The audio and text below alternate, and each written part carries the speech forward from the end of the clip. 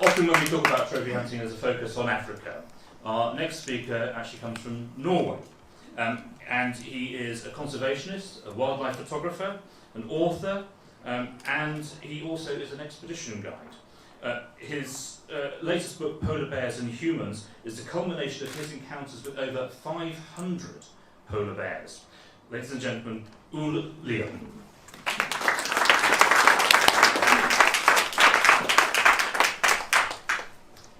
Thank you very much. And as Eduardo said, I've been working last 4 years with a project called Polar Bears and Humans, collecting information about the status and the threat to polar bears, but a lot of the time it has been more investigation to get this information.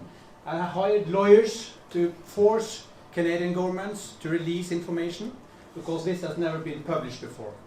So I will share a few facts about polar bear trophy hunting with you. And I think most of you know that polar bears have a problem with climate change.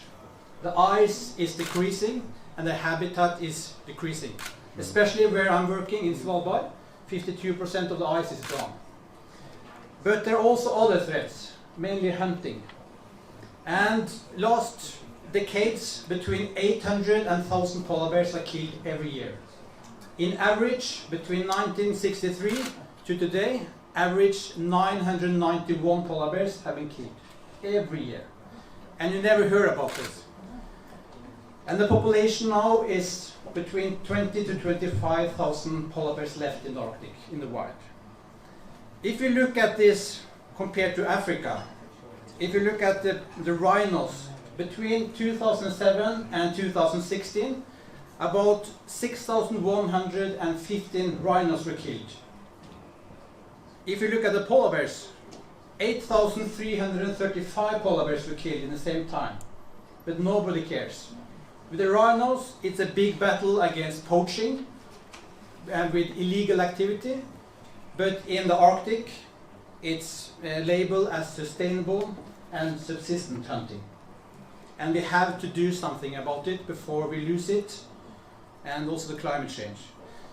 And the main problem is the increasing demand. More people, more wealthy people want the luxury polar bear skins in their rooms.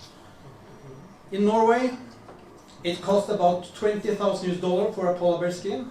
In China, it's now up to $78,000.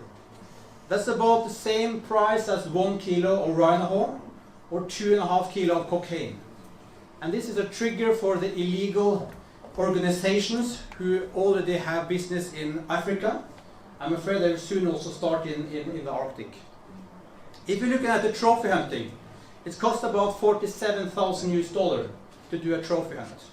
And you might think this is great news for the Inuit settlements. Sounds like big money. But only 52% in average is actually ending in the local settlements. And if you're looking at the statistics, between 1980 to 2009, 23 of 25 settlements in Inuit settlements were engaged in trophy hunting. But after 2009, only 8 are left. Why have 17 settlements quit this business if it's so important? There have been no white men pressure on this. They have decided they just leave the business. If you look at the 8 remaining settlements, only 3 of them have income more than 5% of the total income. So it's not important. Not many settlements are involved, and the income, it's not very important. And another thing you most likely have heard is that the Inuit settlements, they don't have any options. They have to do it. But if you just look at the neighbor settlement in Alaska, it's called Kaktovik. With 300 people, there are 5 boat operators doing polar bear viewing for photographers and tourists. They have 2-month season, and there are 2 small hotels. And on these 2 months, they're earning $1.5 million, which is 70% more than all polar bear trophy hunting in the world.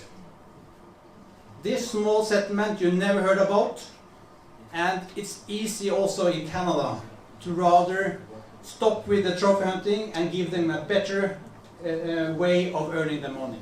they can sell the same polar bear more than one time to more than one person. It's a huge opportunity. And I will end with the word conservation hunting. You heard this maybe as an argument for polar bear trophy hunting or trophy hunting at all. But the fact is that polar bears is the least suitable animal in the Arctic for trophy hunting. It's the least suitable.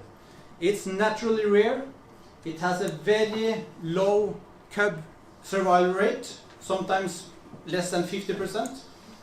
It also has a low production rate, and it's also struggling with climate change. So there's no reason to claim it's conservation. And also, the trophy hunters are targeting the biggest, healthiest, and strongest animal. This is reverse selection. It's survival of the smallest, sickest, and the less fit animal. So we have to stop trophy hunting. We also have to stop commercial skin trade. That's the only way the polar bears have a chance in a warming future. Thank you.